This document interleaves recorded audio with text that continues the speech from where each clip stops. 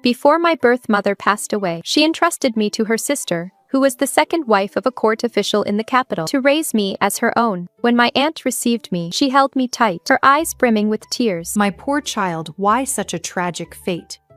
She then pulled out a handkerchief to wipe my tears. From now on, this is your home.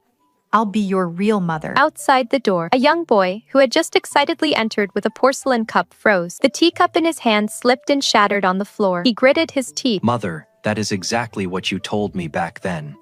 My aunt, still caught up in her sadness, looked awkward. She quickly forced a smile and explained. Sooner, how about this pretty little sister becomes your wife someday? The boy turned and ran off. She is too ugly. I don't want her. 14 years flew by. On my wedding day, he blocked my bridal sedan chair. His eyes were bloodshot. You promised you'd be my wife. How can you go back on your word? You're breaking your promise. Quishun never liked me. Not really. It was because when I first arrived, I was covered in dust and grime. I was crying in my aunt's arms, my tears mixing with the dirt on my face. My little face was as dirty as a stray kitten's. My aunt took out a handkerchief and wiped my face. After wiping me, she wiped her own. She gently wiped the smudges from my face, then hugged me, comforting me. Don't cry anymore. Everything will be fine now that you're home. With me here.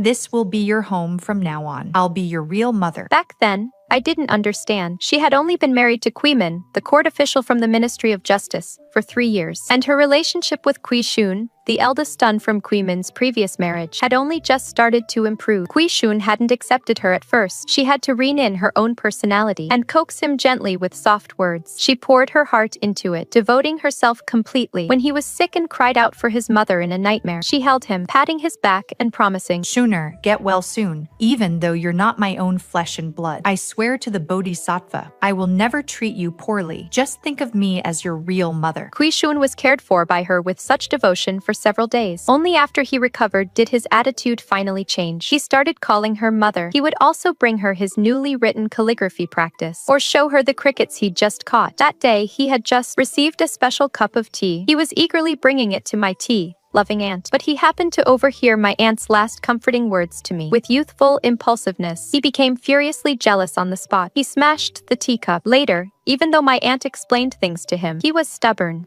He held a grudge and refused to listen. And towards me, who had taken half of his affection, he naturally showed no kindness. I was always obedient, and because I was living under someone else's roof, afraid of making my aunt feel awkward, I became even more humble in trying to please him. I'd follow him around, calling him brother. When he studied, I fanned him.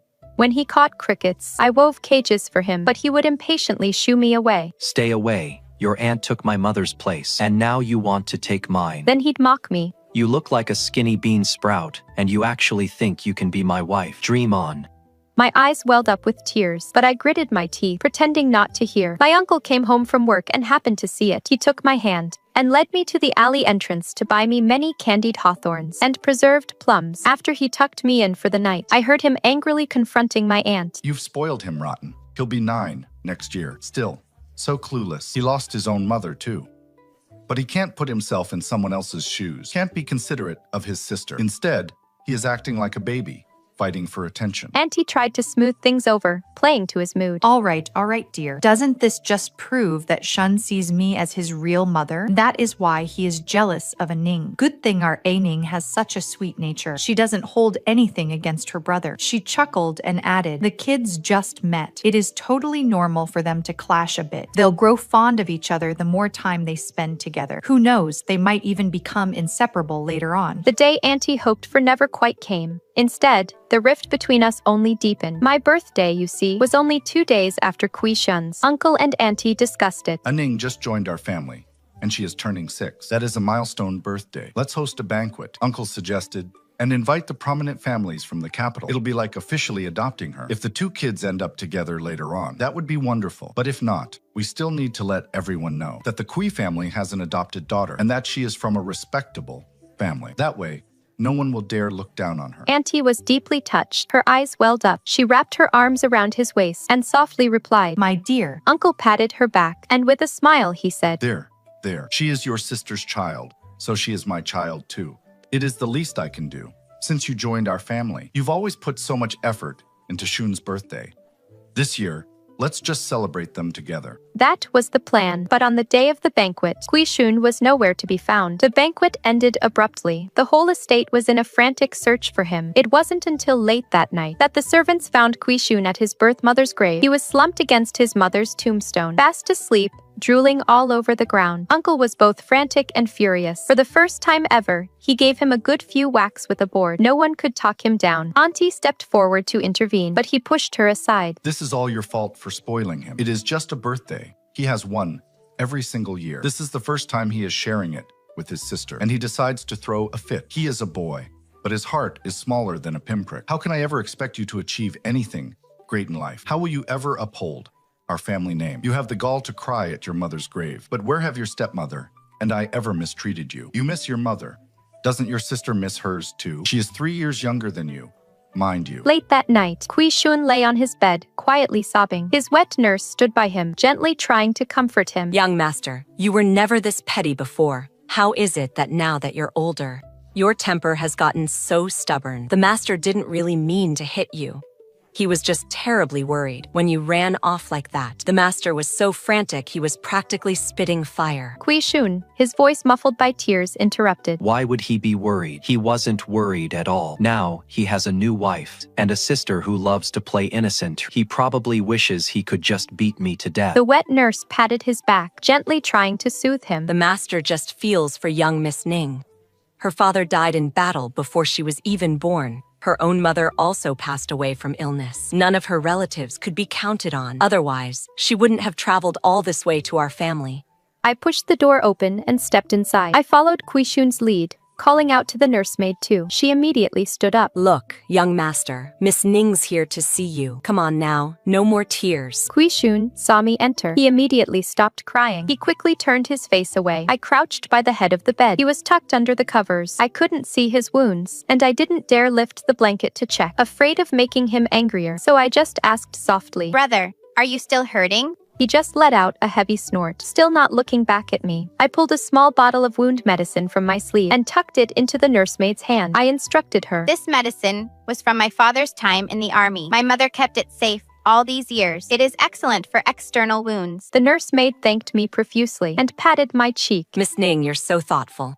So considerate at such a young age. You should head back to your room and rest. Don't worry too much. The young master will be fine by tomorrow. Uncle did love his son after all, and the household staff knew their place, so they hadn't been too harsh. Guishun's injuries healed within half a month, but our relationship remained as cold as ever. Aunt asked me to attend school with him. As she packed my school bag, Ning, your uncle can certainly afford to hire the best tutors to teach you your lessons right here at home. You've just arrived back in the capital. You don't have any friends yet, spending all your days with just maids and servants. That is not good for broadening your horizons. Secondly, your mother entrusted you to me. I must act as a mother and plan for your future. Friendships made in youth are the most precious. At the academy, you'll have many classmates. That will be good for your future prospects, even marriage. And thirdly, she stroked my head and said with a smile, your brother Shun has quite a stubborn streak. Auntie worries he'll get into trouble out there. With you, Ning, looking out for him, I'll feel much better. I readily agreed. Puffing out my chest, I promised to watch over my brother well. At the time, I didn't quite grasp it. Aunt, having me go to school with Guishun, was likely more about fostering a bond between us, so I'd have someone to lean on later in life. My family connections in this life as Zhou Ning were always fragile, yet every elder I'd met treated me as their own. Aunt and uncle, even the nannies and maids in the manor, it was the same. Only Guishun was different. On our first day of school, his classmates gathered around, curious about me. He frowned. Just a country cousin from out of town. Nothing special to talk about. A dark, thin young master with a cheeky grin. He smirked. Your cousin doesn't need to be civitowed concerned about you, does she? Even carrying your school bag. Guishun, I heard. This is your future little wife. The whole class roared with laughter. Guishun's face instantly flushed crimson. He lunged forward and shoved the boy to the ground. What the hell are you babbling about? If you want a wife so badly, you can have her. Take her. I don't want her. Wang Yun picked himself up off the ground, dusting off his clothes. He didn't seem mad at all. He just glanced my way and replied, If you don't want her, I'll take her. Just don't try to take her back later. He pulled a packet of snacks from his robe and offered them to me. Cousin, what is your name? Want some jerky? Even though he seemed like a mischievous kid, he didn't really have a temper and was pretty easygoing. Auntie taught me to make more friends, and I didn't want to make things awkward, so I took the dried meat and gave him a sweet smile. Thanks, Brother Wang Yun. He scratched the back of his head, looking a little embarrassed, but Kui Shun, standing nearby, snatched my satchel away and grumbled angrily. Playing nice, aren't we? Calling everyone brother, you meet. I stayed in the capital for 8 years and became very close with Wang Yun and my other classmates. It wasn't until I was 14 that my uncle was convicted and exiled. Overnight, the Kui family's servants scattered. Luckily, Nanny Zhang and the other maids all received severance pay and returned to their hometowns to retire. Kui Shun, being at the Imperial Academy, was the headmaster's favorite student and was adopted as his foster son. With the headmaster's guarantee, he was spared the harsh sentence of exile. As an adopted daughter, I wasn't implicated either. In prison, my uncle asked me, "Do you have any families in mind for marriage? If they are of good character, perhaps they wouldn't mind the Kui family's misfortune." He sighed and continued, I should have arranged your marriage sooner, but your aunt couldn't bear to let you go, wanting to keep you around for a few more years. Now, it seems I've held you back. I was a grown woman by then. How could I not see Auntie's intentions for keeping me? It was just that Kui Shun never gave his approval. He had grown into a remarkably dashing young man with an extraordinary presence. His face especially took after his birth mother and was exceptionally handsome. When dealing with others, he was cool and distant, yet always impeccably polite. There were countless young ladies from prominent families in the capital secretly inquiring about him. Auntie would try to sound him out, but he never gave an inch. He'd simply say he hadn't achieved his academic goals yet, and it wasn't the right time for marriage. Auntie, always thinking ahead, would deliberately mention that Zhou was getting older and a girl couldn't afford to wait. He still wouldn't respond, but whenever someone came to the Kuye family to propose marriage, he'd find fault with everything, even resorting to sarcasm. The Kui family has raised her for so many years. They don't mind a few more. She is not just anyone for someone to take away. Auntie looked much gaunter in prison, but her spirits were still good. She took my hand in disgust. That Wang Yun fellow, he has visited our house many times. I can tell he genuinely cares for you. If he doesn't mind our current situation, perhaps we could arrange your marriage to him. You could stay in the capital and avoid suffering with us in the south. I shook my head. Father, mother, I want to go with you. Over the years, I had started calling them that, and without even realizing it, my address for them had changed. It felt so natural, as if that is what I was always meant to call them. No. My uncle, rarely so stern, frowned. My crime is serious this time, and it is unlikely I'll ever return to the capital. Should I let you settle in a desolate place and ruin your entire life? I too abandoned my usual obedience and replied with a straight face. Your daughter has decided to stay by your side, father and mother. I won't marry in this lifetime. On the day we left, Kui Shun never appeared to see us off. My uncle, both weeping and laughing, exclaimed, Well, isn't that something? Lost a son, but gained a daughter. As we were about to leave the city, Wang Yun arrived in a rush, and my best friend, Pei Suyun, the daughter of the Minister of Rights. Suyun, my best friend, held my hand, crying and talking for ages. She was nagging like an old woman. As soon as the guards urged us on, she'd slip them some silver. She handed me a letter and a small pouch of silver. Then, lowering her voice, with a pout, she said, "The silver's from me. The letter's from him.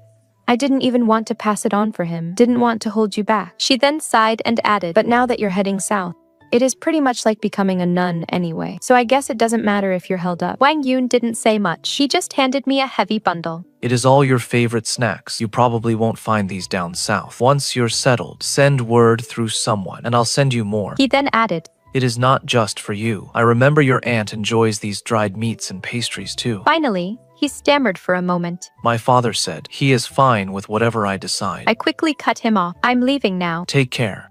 He shouted after me. There are some silver notes in the bundle. Let me know when you run out. The guards had all been taken care of, so the journey was relatively smooth. After all, their families still lived in the capital. We traveled for over 3 months, wearing out several pairs of shoe soles. Finally, we arrived in Lingnan. After completing the transfer procedures, the environment was actually better than we expected. Aside from the stifling heat, everything else was manageable. A rare smile appeared on my uncle's gaunt, tanned face. He said to my aunt, This place, it looks like there are flowers all year round. Once we rent a home, I'll plant some for you. Since we had some money, we quickly got settled. We rented a quiet house with 3 rooms. My parents took the south-facing one, and I stayed in the north room. That evening, as I lit the oil lamp, I suddenly remembered the letter. I tore it open and read it. Sure enough, the letter contained only 2 short lines. You should have married sooner. Why come suffer in Lingnan? I would never marry you. He really doesn't know what is good for him. At this point, Who cares about something as trivial as marriage? My uncle was getting old and had developed asthma on the road. My aunt was already frail, and the journey had taken a toll. She was as thin as paper, looking like she could be blown over by a gust of wind. Plus, we'd surely get sick from not being used to the local climate. We were in a strange new place and didn't even know where to find a reliable doctor. If anyone got sick, it would probably be a huge problem. It wasn't like being in the capital anymore, where servants took care of everything. I needed to get familiar with the surroundings beforehand, so we wouldn't be running around like headless chickens when an emergency hit. Also, the grain store, the fabric shop, the market, and the docks. I needed to know where everything was. Our new rented house was quiet, but I wasn't sure about the public safety. I needed to ask around about that too. Besides, all of the Kuya family's assets had been confiscated. Now I only had the 2 silver notes Wang Yun had given me. After renting the house, there wasn't much left. The livelihood of our family of 3 would require careful long-term planning. I left early and returned late, spending a full 2 weeks exploring the city, looking for ways to earn money, washing clothes for others, doing odd jobs. The pay was so little, and even if I was willing to do it, people would look at my appearance and probably wouldn't even hire me. I couldn't cook, and my needlework was always just so-so. Then one day, I wandered into a bookstore called Wenhan Hall in the south of the city, and something clicked. I had an idea. From then on, I started by copying books for the store. Then, after reading too many romantic plays and stories, I started forming my own ideas. I started writing my own stories. To my surprise, they became quite popular with readers. They said my stories were gentle and heartwarming, full of life. Some people even came all the way from the provincial capital just to buy my work. By my 3rd year in Lingnan, I was already able to support my family with my writing. I'd even saved a little money. Just as our lives were starting to look up, my uncle suddenly developed rheumatic pain. It wasn't really sudden though. He'd been able to bear it before. But lately, the flare-ups were getting more frequent. Lingnan is a humid region with continuous rain and clouds year-round. My uncle had suffered in prison and developed this lasting ailment not long after we arrived. I wrote a letter back to the capital, asking Suyun to help me find a good doctor and get some special medicinal plasters. When the plasters arrived, an unexpected person showed up too. That day, a typhoon was raging. The gale force winds uprooted the big tree at the alley entrance. The courtyard was flooded, with water up to our calves. That afternoon, Uncle's asthma suddenly flared up. His face was turning a purplish red, and his lips were turning blue. In this kind of weather, I doubted any doctor would dare step outside. Even Aunt, who was usually so calm, was at a loss. I threw on an oilcloth, borrowed a bamboo hat, and rushed out into the torrential rain, stumbling and splashing through the water. What usually took just a short walk felt impossibly far that day.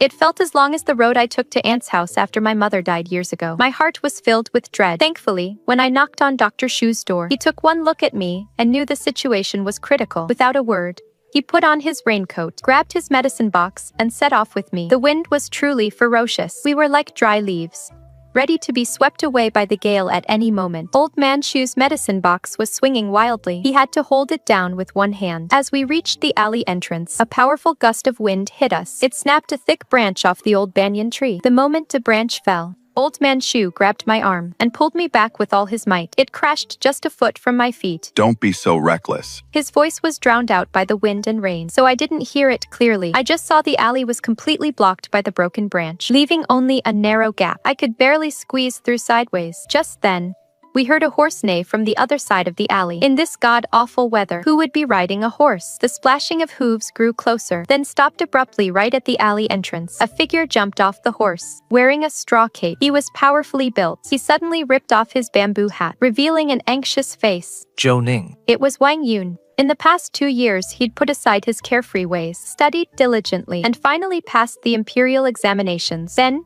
through his father's connections, he secured a minor official post in a nearby county. Suyin told me about sending the medicine, and who else was better suited to bring it? His eyes were red with anger again. In this weather, are you really trying to get yourself killed? You're a pampered young lady, for goodness sake. Why not just hire more servants? The silver notes I gave you, you sent them all back. You just want to make yourself suffer. My family has plenty of money. I knew his family was wealthy, but can I really rely on friends my entire life? I cut him off. What kind of young lady am I? Besides, asking servants to go out in this kind of weather. Are servants not people too? He was stumped. His bluster immediately deflated. I can never win an argument with you. He shot me another glance, stomped his foot, and said, a mix of anger and worry in his voice. I had hot water prepared and ginger tea brewed. Go wash up quickly. I'll keep an eye on Uncle. With that, he strode into the house, still radiating cold. Watching his tall, steady back, I suddenly remembered years ago, at school, when he first struck up a conversation with me. Cousin, what is your name? Want some dried meat? Back then, he was a pampered young master from the capital, dressed in fine silks, and smiled without a care in the world. Now, he stood in our humble house, sleeves rolled up, holding a bowl of medicine, patiently spoon-feeding father. His attendant, having prepared hot water, came to fetch him, but Wang Yun sent him away, muttering softly outside. The young master won't even take a hot bath first. Ever since he learned about this big typhoon, he pushed himself to cover a 3-day journey in just 2. If he gets sick, the master will chew me out something fierce. It was like I was seeing him in a new light. Wang Yun stayed in Lingnan for 5 years. His term of office ended time and again, and he rose from county magistrate to judicial commissioner for the prefecture. Every time he went back to the capital to report, he always found a way to stay. I asked him if he missed the capital. He scratched his head and said, The lychees in Lingnan are just too sweet. I'm so content here. I've completely forgotten all about home. He rarely spoke more than necessary. Over those 5 years, he'd come by every single day off, bringing delicious food for Auntie and me, and interesting little trinkets for me. He'd chat with Uncle about old times in the capital, playing chess and sipping tea. Sometimes, he'd even roll up his pant legs to help us fix the fence. On good weather days, he'd help Uncle and me air out our books. Every time Auntie kept him for dinner, he'd polish off 3 big bowls and clear every dish on the table. Oh, Yoon, Auntie, a mix of contentment and sorrow on her face. are you not eating enough when you're away?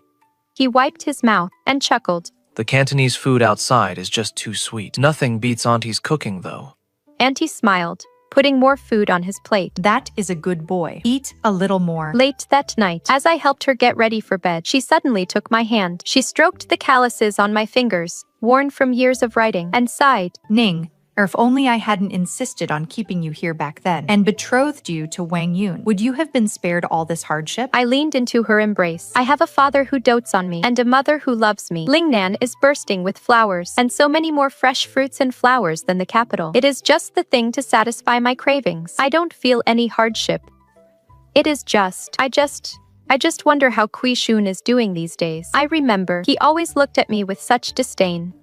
But back in school, when someone mocked me for being an orphan, he stood in front of me. He snorted coldly and said, You're just a concubine's son. I bet you've never even had a proper birthday party your whole life. Zhou Ning, though, she is a proper young lady, officially from the Kuai family. She had a grand birthday banquet when she was 6. I remembered the day he got a beating. I knelt by his bed and asked him, Brother, does it still hurt?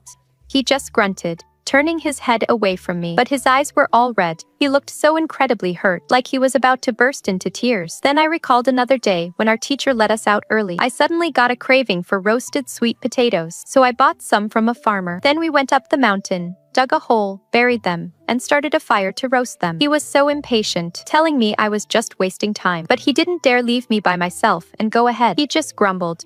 You're such a country bumpkin. Even living in the manor, you'll never be a proper young lady. Eating this stuff will make you fart. It is not elegant at all. As the sweet potatoes' aroma filled the air, I couldn't wait to put out the fire and started poking at it with a bamboo stick. But a spark flew up and burned my hand. He immediately jumped up, scolding me while pulling a bottle of wound medicine from his sleeve. It was the very same bottle I'd given him before. I had no idea he'd been carrying it all this time. He practically yanked my hand over and gently blew on it, then sprinkled the medicine on the burn. I'm not doing this because I care about you. I just don't want to get scolded because of you. After the medicine was on, I still dug the sweet potato out of the ashes, blew off the ash, and offered it to him. He frowned and took a bite. It was so hot he made a face, but he still ate the whole thing, every last bite. The sweet smell of the roasted potato seemed to still linger in the air. That young man, with his aloof face but stubborn eyes, where was he now?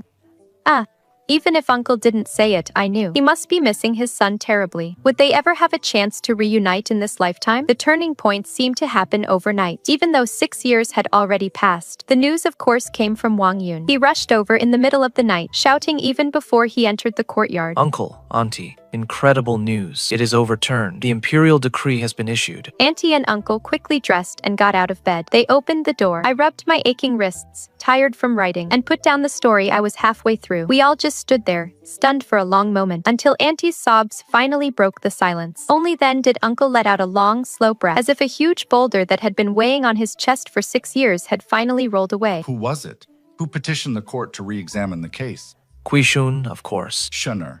Uncle's voice became surprisingly calm. He murmured to himself. I knew it. Wang Yun, still buzzing with excitement, eagerly shared the inside scoop he'd gathered. He'd taken the libationer of the Imperial Academy as his adoptive father. Then he joined the Hanlin Academy. 2 years later, he transferred to the Ministry of Personnel. He handled a few delicate matters with remarkable skill. The Emperor praised him highly and asked what he wished for. He immediately knelt down and kowtowed, begging His Majesty to revisit the old case. Apparently, he'd been digging through the case files for 3 whole years. The original letter that framed Uncle. He'd even found the original copy. It wasn't surprising. Our return to the capital was scheduled very quickly. Before we left, I went to Wenhan Hall to say goodbye to the owner. He sat behind the counter, and from deep within, pulled out a renowned inkstick. It was a truly exquisite piece. Intricate, lifelike plum blossoms were carved into it. This is an antique inkstick from Huizhou. I've treasured it for 20 years. He pushed the inkstick towards me. Take it. It is yours to use. My throat felt tight. Years ago, he gave me a job, which allowed me to protect my parents. Uncle Zheng. Oh, please, you shouldn't. If I'm giving you a gift, I expect something in return. I've opened a branch in the capital. From now on, when you write new stories, just send them straight there. I bowed to him. That would be perfect. Let's go. If we don't hurry, we'll miss the boat. Wang Yun met me at the dock. As I boarded, he reached out his hand to help me up. I placed my hand in his. He paused for a moment, then pulled me onto the boat, and then naturally let go. As the boat pulled away from the shore, I stood at the stern, watching the mountains and rivers of Lingnan slowly fade into the distance. Dock workers bustled about, and the old vendor selling sweet soup called out loudly. When I first arrived 6 years ago, I thought this would be where I'd live out my days. 6 years passed, and I learned to copy books. I learned to create stories. I learned to fix roofs. I learned to put my past, stroke by stroke, onto paper, ready to embrace a new life. Wang Yun stood beside me. If you're sad to leave, I'll come back with you to visit sometime. The river wind ruffled his robes. I looked at him. He'd lost a lot of weight over the years, yet his face was much gentler than it had been when he was a boy. He was already 23, but still hadn't married. I suddenly called out to him, Wang Yun, do you remember what you said to me the very first time we met? He thought for a moment. I think it was. Cousin, what is your name? Want some jerky? Not that. Then what was it? You said, if you don't want it, you can give it to me. Just don't try to take it from me later. His face immediately flushed red. He scratched his head. I was just a kid back then. Didn't know what I was saying. That was just silly talk. But I wasn't about to let him off the hook. I pressed, and now, he turned his head and looked at me, as if summoning all the courage he had. The river surface shimmered. This moment would be nothing but a beautiful memory later on. Now I still stand by those words. Only I'm not saying them to Quishun. Who are you saying them to? To you. The boat drifted downstream, heading north. The warmth of his palm seemed to linger in my hand. That feeling stayed with me for 5 years and changed me. Back in the capital, it was April. The pomegranate flowers were in bloom. A good omen. The servant who met our boat said, "We don't know when the master will arrive. The young master is busy with an urgent matter. He only told us to wait at the dock every day." The old Kuya family estate had been returned. After renovations, it looked even newer than before, but the layout was the same. In the small courtyard where I used to live, that pomegranate tree was still there, its blossoms of fiery red. Uncle stood at the doorway, gazing at the Kui residence plaque. He stood there for a long time. Let's go in. Aunt gently took his arm. He simply nodded and stepped over the high threshold. Wang Yun walked us to the door. He didn't go inside. Uncle and Aunt, please get settled first. I'm going home for a bit. I'll swing by again in a few days. Then he looked at me, his eyes full of reluctance. I'll pick you up tomorrow. You're back in the capital. Su Yun and the others said they'd throw you a welcome party. Pei Suyun was already married. Her hair was styled in a married woman's bun, but her personality hadn't changed a bit. She grabbed my hand and cried when she saw me. Then she'd laugh, and after laughing, she'd scold me, calling me heartless for only writing a dozen letters in 6 years. After that, she'd hug me again, saying, well, it is all good now. Finally, I have someone who truly gets me. I asked her about her life. She said it was just okay. She married Lin Lin, the Hanlin scholar. I knew him too. He is just a quiet type. We don't really click. Then she winked at me. Look how happy Wang Yun is. He must have gotten what he wanted, right? That is wonderful. Childhood sweethearts. You must be 100 times happier than me. But that assistant minister Kui, It took me a moment to realize she was talking about Kui Shun, not my uncle. She pursed her lips and said, "He is quite the hotshot now. He is in high favor with His Majesty. So many families are lining up to marry into his Aning. It is good, you've moved on. That is a good thing. His temper. He is definitely not a good match." A few days later, at dusk, I was sitting by the window, working on my manuscript. I was delayed on the journey, so I needed to finish the sequel to my novel quickly. I was completely absorbed when I suddenly felt a strange tug. I looked up and glanced out the window. Kui Shun was standing right under the pomegranate tree, dressed in plain blue clothes. He looked incredibly refined, with an air of uncommon grace. He was thinner than 6 years ago, a bit pale, his features sharper, and a streak of white even touched his temples. He just stood there, staring blankly, without a word. Pomegranate petals fell onto his shoulders, but he didn't seem to notice. After a few seconds of staring, I stood up and greeted him with a small smile. "You're back." He seemed to snap out of it and gave a soft hum in response. A hint of unease flickered in his eyes as he gazed at me. Finally, he spoke. "Your old maid got married. I couldn't get her back, so I found you someone with a similar personality. She is sure to suit you. After all, 6 years had passed." He seemed to have mellowed out. He'd even learned to speak kindly to people. I couldn't help but laugh. "You've certainly gotten older. And your temper's mellowed out quite a bit. Not like you used to be, all frosty and distant." His brows furrowed, and his eyes instantly turned cold. "Is that really how you've always seen me?" Seeing his reaction, I knew I'd stepped on a landmine again. Not wanting to get into it, I quickly changed the subject and asked him, "Have you seen our parents yet? You must be relieved now, right?" His expression softened a bit. He nodded. Then he looked me over carefully and murmured, "You've had a tough time all these years." I smiled. I've considered them my real parents for a long time now. His mood seemed to brighten instantly. A rare smile touched his lips. "So much has changed since I left the capital years ago. The city itself is practically unrecognizable. You just got back. I happen to have tomorrow off. I can take you two out to explore." Wang Yun mentioned taking me for hot pot tomorrow anyway. I thought about it. It'd be perfect to go with Mom, Dad, and my brother. So I nodded my agreement. The next morning, the family set off together. My uncle wore a brand new robe. He seemed to have regained a lot of his vitality. My aunt was beaming. Back when we were exiled, she never dared to dream that we'd have a day like this, reunited and out together. She was incredibly moved. As we reached the street corner, we spotted Wang Yun waiting by the restaurant entrance. He was wearing neat clothes today. His hair was tidily combed. Seeing us, he smiled and came to greet us. "Uncle."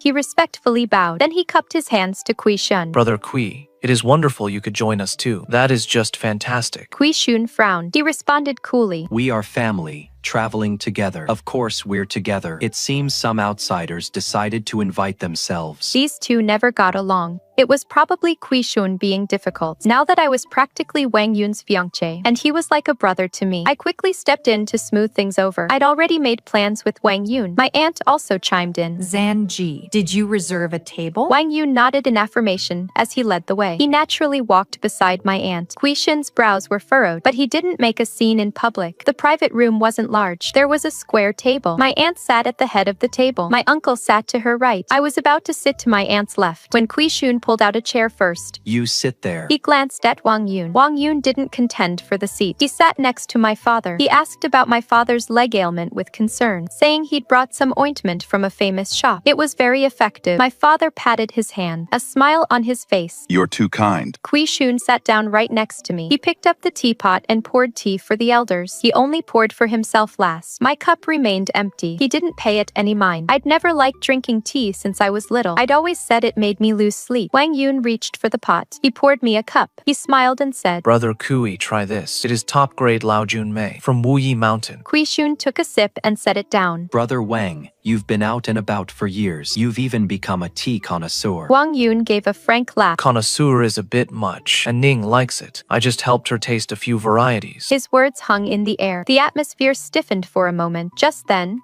a server came in with the dishes. Wang Yun smiled at me and said, "I ordered hot pot. You used to love spicy food. Eating such bland food in the south. I bet you've been craving it." Kui Shun set down his teacup. His gaze was unreadable. "Brother Wang and Ning, you two certainly seem close." Wang Yun glanced at him. He smiled. We grew up together, of course we're close. Naturally, we're close. Well, aren't you too, Kwai? The hot pot was brought to the table. The spicy broth was bubbling, and the clear broth frothed. Wang Yun first served the elders. Then he cooked a slice of beef with his chopsticks and placed it in my bowl. You love spicy food. Have some more. I hadn't even touched it yet. Kui Shun, sitting across from me, suddenly spoke up. She can't handle spicy food. It always makes her feel unwell. She gets blisters on her lips. Wang Yun smiled. After 6 years down south, she can handle a little spice now. It is quite humid there, and eating spicy food actually feels better. Kui Shun's eyes were fixed on me, as if trying to confirm if it was true. I could only nod. Yes. I slowly got used to it over time. He didn't say anything more. He just quietly drank his tea and sighed.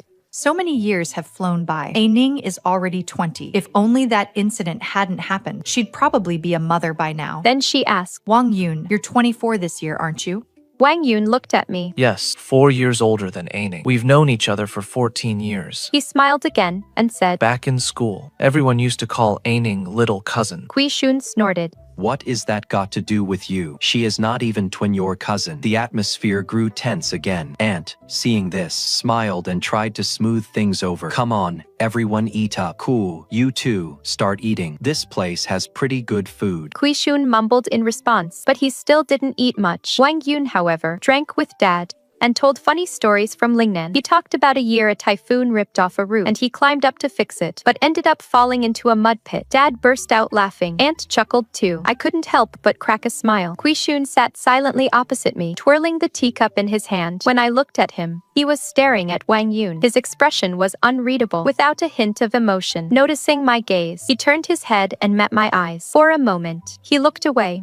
The sun was setting. Wang Yun walked us to the door to say goodbye. Then he pulled out a paper bag and handed it to me. Your favorite roasted chestnuts. I picked them up on my way. I took them. Our fingers brushed. It felt warm. He smiled and rode off on his horse, just as he had appeared before me out of nowhere all those years ago. I turned and went inside. Kui Shun was standing behind the spirit screen, leaning against the wall, arms crossed. He suddenly let out a small laugh. Roasted chestnuts. You used to love roasted sweet potatoes. Is it that you prefer chestnuts now that you're older? A little milder, I guess. Kui Shun looked at me, his lips parting, as if he wanted to say something, but in the end, he just nodded. Go on in. You must be exhausted, just getting back to the capital. I have to leave on a long assignment for the Emperor. I'll have something to tell you when I get back. He paused, then added earnestly. Wait for me. He finished speaking, then turned and walked away. I let out a wry chuckle. What could he possibly have to say? That he has to wait until he gets back for? I mulled it over for a while, but couldn't make sense of it, so I just decided to drop it. I still had Old Man Zheng's manuscript to write, and in my spare time, I still needed to embroider my bridal gown. Wang Yun and I weren't getting any younger. Our parents had arranged it, and we'd skipped all the usual fuss and formalities. We were getting married soon. Kui Shun, however, hadn't gone back to his room. He walked around the Kui estate, passing the corner where Zhou Ning used to buy candy when she was little. He had no idea where he was going. He didn't really need to go on that assignment for the Ministry of Personnel. He just couldn't bear to stay at home. For the past 6 years, he'd been longing for this moment. Now his wish had finally come true, but it felt nothing like he'd imagined. What was different? He couldn't quite put his finger on it. He was afraid that in front of his family, he'd say something he couldn't take back. Just like that bowl of tea he shattered 14 years ago. That day, he'd burst through the door full of excitement, only to hear his stepmother tell that grubby little girl, From now on, I'm your real mother. When the teacup shattered, it wasn't just the cup that broke. His heart's door shattered right along with it. He knew his parents' marriage had been rocky. 6 months after his birth mother passed, his father remarried. When he'd been sick, his stepmother had taken great care of him. Think of me as your real mother. He'd believed her, but it turned out that phrase wasn't just for him. Anyone could be her child, it seemed. From that day on, he learned better to walk away first than be left behind, to show he didn't need anyone. With Zhou Ning, he'd been turning away for 14 years. That day, when Zhou Ning asked him at his bedside if it hurt, he wanted to say yes, it did, but he just turned his face away, afraid she'd see how vulnerable he was, afraid she'd look down on him. Later, when his stepmother tried to gauge his feelings, he suddenly felt a surge of defiance. He didn't want to play by her rules and marry the woman she wanted him to. Later, when they were exiled to the south, she followed them. Hope flickered in his heart, yet he cruelly tried to snuff it out. She shouldn't gamble her whole life on an unknown future. He hardened his heart and wrote, telling her to marry another. Just marry early. Why put herself through all that hardship? I'm never going to marry you. In truth, Those words cut him deeper than anyone. He worked himself to the bone. Only then could he numb the pain. Only then could the QI family ever hope to rise again. He finally saw his efforts pay off. The emperor showered him with praise. When his majesty asked what he desired, he kowtowed deeply in the golden hall. All those years of hardship just for this day. He rushed home, filled with excitement, to see the one he'd thought of day and night. But something felt off. Something had changed. Then, a thought struck him. He grasped the idea. He'd learned over the years to fight for what he wanted. All his family's wrongs had been righted. What else couldn't he achieve? Just earn a few more merits. Then ask his majesty to grant a marriage. Then everything would be back in his hands. His steps grew lighter. Conveniently, the emperor had a thorny task that needed handling. He hadn't wanted to take it on before, but now it was the perfect opportunity. He had to go and return quickly. Once he returned, I'll tell her everything. On my wedding day, before dawn, the maids had already pulled me up to get ready. The reflection in the mirror was blurry. My eyes curved into a smile. It was me, but not really. The wedding procession left the Kui estate, full of music and fanfare, heading for the Wang family's home. I sat in the sedan chair, clutching the apple, listening to the lively sounds outside, a little nervous, but also at peace. Finally, I was marrying Wang Yun. The sedan stopped halfway. The procession fell into disarray for a moment. Then I heard the matchmaker's frantic cry. Lord Kui, this is the bridal sedan. You can't just— Then a hoarse voice spoke, muffled, as if he hadn't had a drink in ages. Zhou Ning. My heart leaped. The sedan curtain was torn open. A cold gust of wind rushed in, ripping off my bridal veil. Not far away, Kui Shun stood there in his official robes, his face streaked with dust, as if he'd been traveling for ages. Exhaustion etched into every line. Dark circles sagged under his eyes, and there was more gray at his temples. His eyes were bloodshot, his fists clenched tight. You promised to be my wife. How can you go back on your word now? Break your promise like this. The matchmaker stamped her foot in a panic. Lord Kui, this is completely out of line. He pushed the matchmaker aside and stepped closer, his eyes burning with emotion as he stared at me. Zhou Ning, answer me. I frowned. It is my wedding day. What is he doing? Brother Wang Yun and I are marrying with everyone's blessing, through proper channels. All the elders approved. What about me then? What am I to you? I sighed. My apologies, brother. I didn't consider your feelings. I should have picked a day when you were actually around, but the elders said this was the only auspicious day for 6 months. Since you're back now, well, isn't that just perfect? He let out a few cold laughs. Suddenly, he let go and took a step back. I wish you happiness, as long as he is truly the one you truly love. Wang Yun had also turned back from the front, but he hadn't interrupted. But his words were too much. I couldn't stand it anymore. My face went cold, and I blurted out, I don't like him. Am I supposed to like you instead? The sunlight was blinding. Veins pulsed on his forehead, his eyes icy. We stared at each other for a long moment. Finally, he softened. His voice dropped. I know you hate me. All these years, I've been struggling. Half a year after my mother died, father married your mother. I thought she genuinely cared for me. But then, of course, she expected you to call her mother too. I was furious, so I took it out on you, constantly. Whoever she wanted me to marry, I'd refuse. Ning, I actually realized how I felt about you a long time ago. I cut him off. Brother, don't say another word. Leaving aside our complicated relationship, when our parents first suggested it, it was Sun Yu who wrote me a letter telling me to marry someone else. I had no choice. His voice was frantic. You knew the situation the Kui family was in back then. My future was completely up in the air. How could I possibly drag you down? His voice softened. I've said a lot of wrong things before. This is the last time. His eyes were red-rimmed, his face etched with hurt. Do you know what I went through these past 6 years? I paused. I could guess at the hardships he'd endured. Overturning an imperial decree and getting a retrial. That is no easy feat. Who knows how much effort went into that? I sighed. Brother. The past, for better or worse, it is all in the past now. My eyes must have been too cold. He took a step back, as if he'd just woken up. Am I too late? You're more than just a step too late.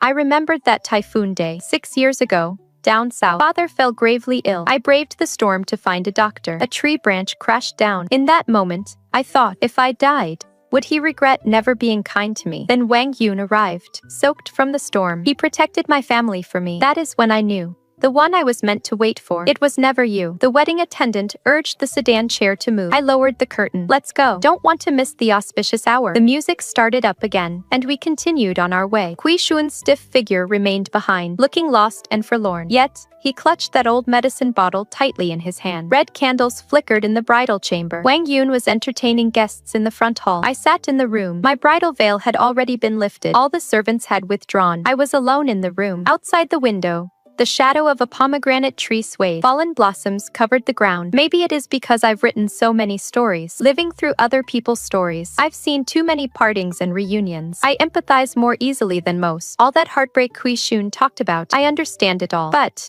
was he the only one who suffered? Just because he suffered, does that mean I have to forgive all the past hurts and rekindle an old flame? I, Zhou Ning, can't do that. Just like the year my mother died. Even though I was heartbroken, I still traveled alone for miles to find a new home. In a strange new mansion, I was obedient and humble, trying to win over his hostile heart. I also understand his fear, afraid of being abandoned after giving his heart, afraid that if he was good to me, I would also be like his stepmother and share my love with someone else. But what is there to be so afraid of in life? No matter how strong the storm, roll up your sleeves. Just wade through it, and you'll find your way. I won't wallow in my pain, reliving it over and over, and taking it out on everyone around me. I just want to be myself, treat others well, and make the best of my life. The door gently pushed open. Wang Yun stood there, his face glowing with happiness, his eyes bright and clear. My dear, tonight, he looked even more handsome than usual. My heart swelled with joy. I patted the edge of the bed. He strode in and pulled me into his arms. His heartbeat came through his clothes, clear and strong. My dear, I feel like I'm dreaming right now. I actually got to marry you. I tapped his forehead. Now, we're officially husband and wife. He nodded. He held me tighter. His voice grew hoarse. We're officially married. Now it is time for the real business. The red curtains fell. A lifetime of warmth. We'll have a long and warm life together.